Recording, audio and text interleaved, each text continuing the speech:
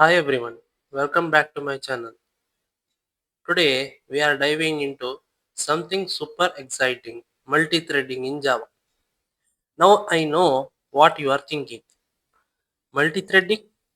That sounds complicated, but don't worry. I will explain everything step by step with simple examples so that by the end of this video you will feel like a pro. Grab your notebook and let's jump in. Let's start with simple question.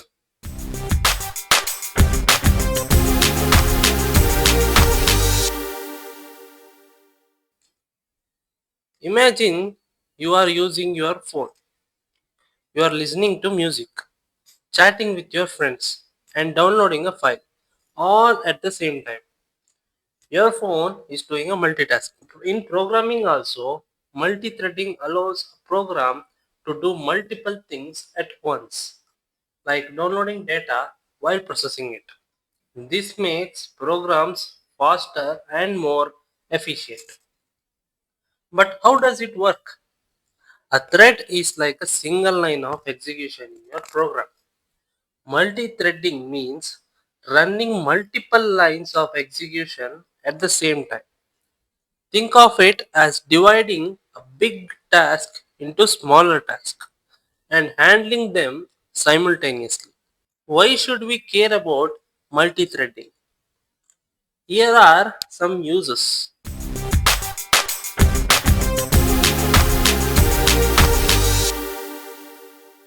Here are some reasons why multi-threading is useful.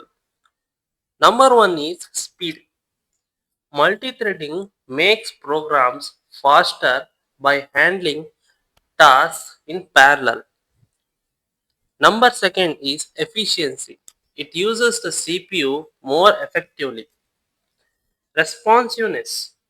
Multi-threading is great for applications like games or websites where you don't want users to wait for one task to finish before starting another. For example, imagine a video game. While you are playing, the game constantly updates the graphics, process inputs, and play sounds, all using threads. Now, I have one question. How to create threads in Java? Now, let's see how to create this in Java. There are two main ways, by extending the thread class, and number two is by implementing the runnable interface. Let's start with the first one. I have a one code. I just copy paste in my Eclipse so I don't waste your time by explaining this, but every code will be explained to you. No worries. Here we create a class called myThread that extends the thread class. We override the run method to define what the thread should do. In the void main method, we create an object of myThread and call a start. This tells Java to run the run method in a new thread. When you run this code, you will see the message called thread running printed on the console. Let's see if this code gives the exact output. I'm running this code now and let's see what it outputs. Yes, I'm getting an output as thread is running thread 0. This is how it runs. Now let's move to another implementation called runnable. Firstly, I will show the code. In this code, this time we implement the runnable interface.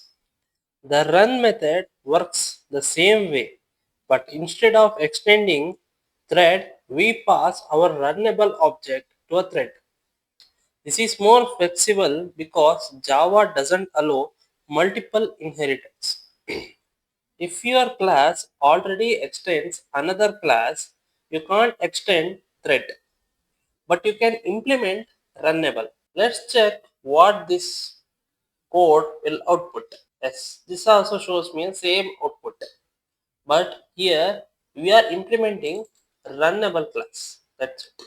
And we have another method in anonymous runnable class. I will show the code. Here we use an anonymous class with an lambda expression to create a thread in one line. This is great for small, quick tasks. Let's check the output of this code. This also shows me a same output called thread running using anonymous runnable.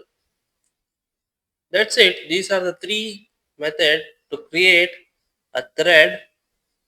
Now let's think how actually the thread works together.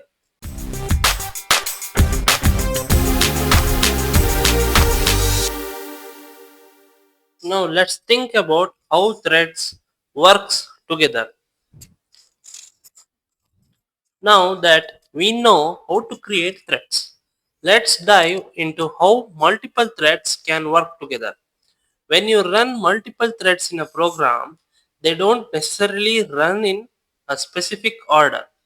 The operating system decides which thread to run at any given time. This is called concurrency, and it's one of the reasons multi-threading is so powerful. Let's look at an example where we have two threads running different tasks. These threads will execute independently, but because they are running at the same time, their outputs might get mixed up. I have copied a code from my doc and pasted here. This is one of the example. In this example, we have two tasks called task 1 and task 2. Each task prints a message 5 times, simultaneing some work, and then waits for half a second before continuing. Let's break it down. Here, my task class, this class implements the runnable interface, meaning we define what the thread should do inside the run method. The run method has a loop that prints task's name and the current value and the current step. Then it pauses for 500 milliseconds using thread.sleep of 500. This simulates the task doing some work and helps us see how threads interleave. Now we are creating a threads. In the main method, we create two threads, thread 1 and thread 2, each running a separate task, task 1 and task 2. We start both threads using start. This tells Java to begin running the run method in separate threads. What happens when we run this? Let's see the output.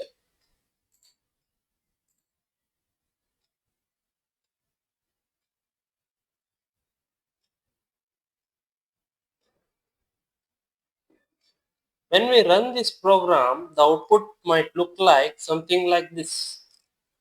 Task 1 and task 2. Notice how the steps from both tasks are mixed together. This happens because both threads are running at the same time and the operating system switches between them. This is called context switching, and it's the key to how multi-threading works. And why did this happen? Why does the output get mixed up like this? Well, the operating system doesn't run both threads at exactly the same time. Instead, it runs one thread for a short time, then switches to the other. This process is called context switching. The threads don't run in a fixed order. For example, the operating system might run task 1 for a while, then switch to task 2, then back to task 1, and so on. This is why we see the output interleaved. Even though task 1 and task 2 are independent, the operating system decides when to run each one. What happens if we don't use thread.sleep? Now let's remove thread.sleep delay and see what happens. Without the sleep method, the threads might run so quickly that the operating system doesn't get a chance to switch between them. And you see the output from task 1 completely finished before task 2 starts. This is a simplified case, but in real application, you will often see more interleaving, especially when the tasks take longer. Now let's see common mistakes in multithreading. Multithreading is so powerful, but it becomes with challenges. Race conditions. When two threads try to access the same resources, they can interfere with each other. Deadlocks. When two threads wait for each other indefinitely, deadlock occurs. Now, thread safety. Always ensure shared resources are accessed safely. To recap these, multi-threading lets program do multiple tasks at the same time. You can create threads in Java by extending thread or implementing runnable. Always be careful with shared resources to avoid issues like race conditions. And that's it for today. I hope you now understand how to use threads in Java. If you have any question, drop them in the comments below. And don't forget to like, share and subscribe to my channel. And obviously subscribe is for free. Please hit the subscribe button. See you in the next video. Bye for now.